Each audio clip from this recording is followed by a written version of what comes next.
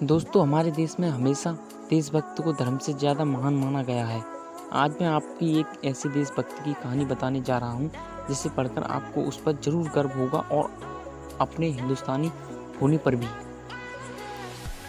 यह बात तब की है जब देश आज़ाद नहीं हुआ था। नेताजी सुभाष चंद्र बोस ने देश के लोगों से अपील की थी कि उनके घर से एक आदमी उनकी सेना में भर्ती हो और देश के लिए लड़ाई में अपना योगदान दे। इस अपील को सुनकर पहाड़ी प्रदेश में रहने वाली एक बूढ़ी माँ बहुत खुश हो गई, क्योंकि वह अपने देश से बहुत प्यार करती थी और वह चाहती थी कि उसका बेटा भी सुभाष जी की सेना में भर्ती होकर देश के लिए लड़े। जब बूढ़ी माँ के बेटे को उनकी इच्छा पता चली तो वह भी खुशी खुशी सेना में जाने के लिए तैयार हो गया और अपनी माता का आशीर्वाद लेकर सेना में भर्ती होने के लिए पहुँच गया।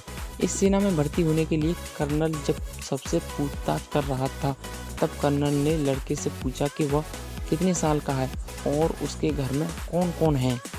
कर्नल ने सवालों का जवाब देते हुए लड़के ने कहा कि वह 21 साल का है और उसके घर में वह इकलौता बेटा है और उसकी बूढ़ी माँ है।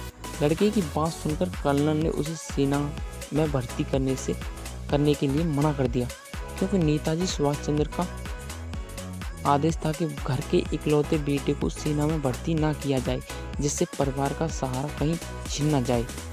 हालांकि लड़के ने कर्नल की बहुत विनती की और उसे सेना में भर्ती कर लेने के लिए कहा, लेकिन कर्नल ने उसकी एक न सुनी और उसे घर वापस लौट जाने के लिए कहा। निराश होकर लड़का घर लौट गया और सारी घटना अपनी माँ को बताई। इस दुख को उसकी माँ सहन नहीं कर पाई और उसे आखिरी कुछ शब्द बोलकर वह अपना देह त्याग कर गई। माँ का अंतिम संस्कार करके लड़का फिर से सेना में भर्ती होने के लिए वहीं पर वापस लौट आया और वापस लौटकर उसने कहा कि अब उसके पास कोई परिवार नहीं है।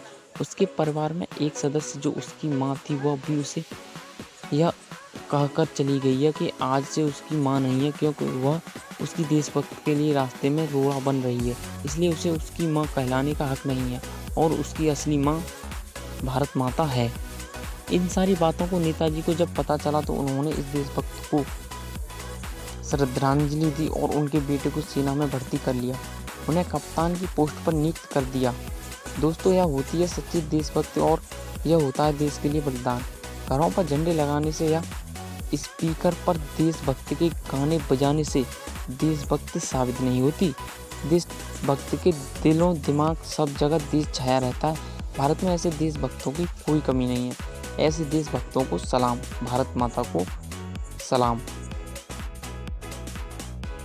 दोस्तों, आपको हमारी स्टोरी कैसी लगी कमेंट करके ज़रूर बताएं एंड हम अपनी न्यू स्टोरी शेयर करते हैं।